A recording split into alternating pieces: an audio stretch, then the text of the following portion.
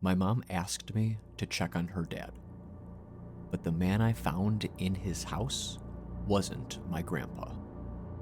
No one's heard from him in almost 2 weeks. I haven't talked to my grandpa in over 20 years, so I was a little nervous going up to the wilderness of Wisconsin by myself. Honestly, I expected him to be dead.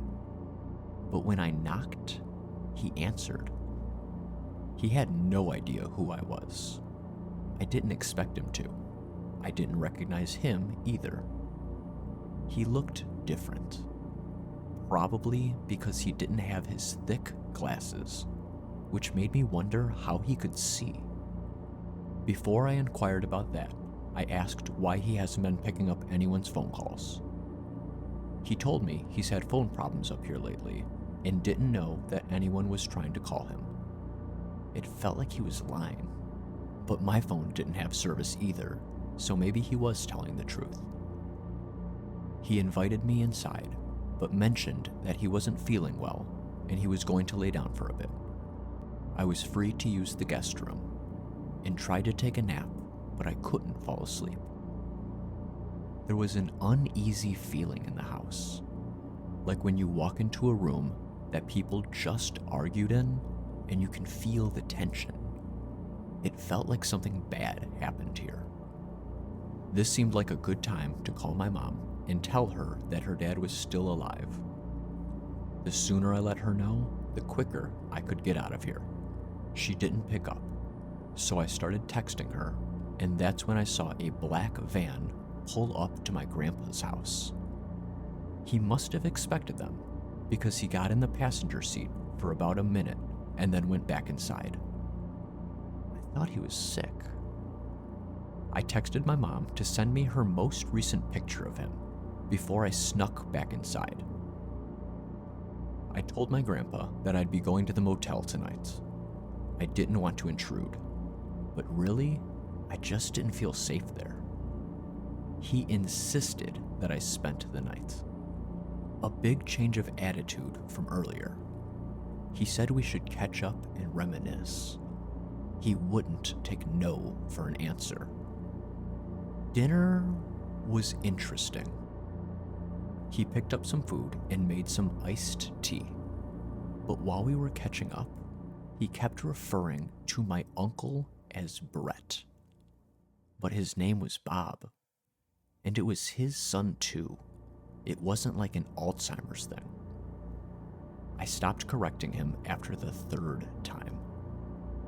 That's when I noticed my tea smelled strange.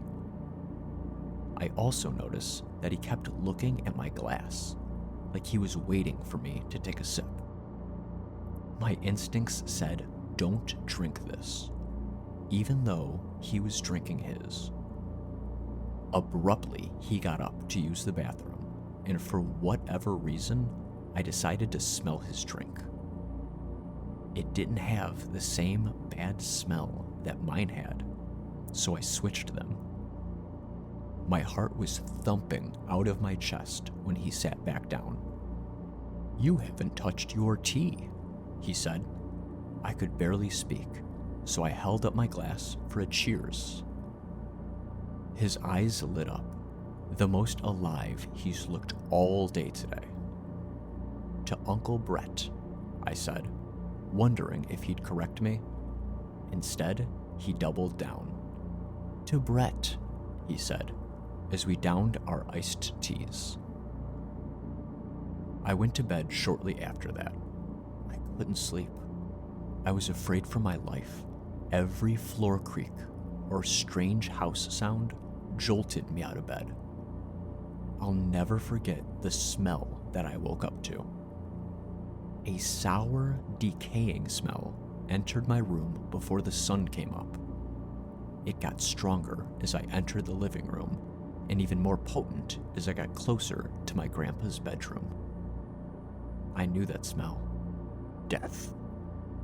So it didn't surprise me when I saw my grandpa motionless on his carpet, his face laying in a pool of black vomit.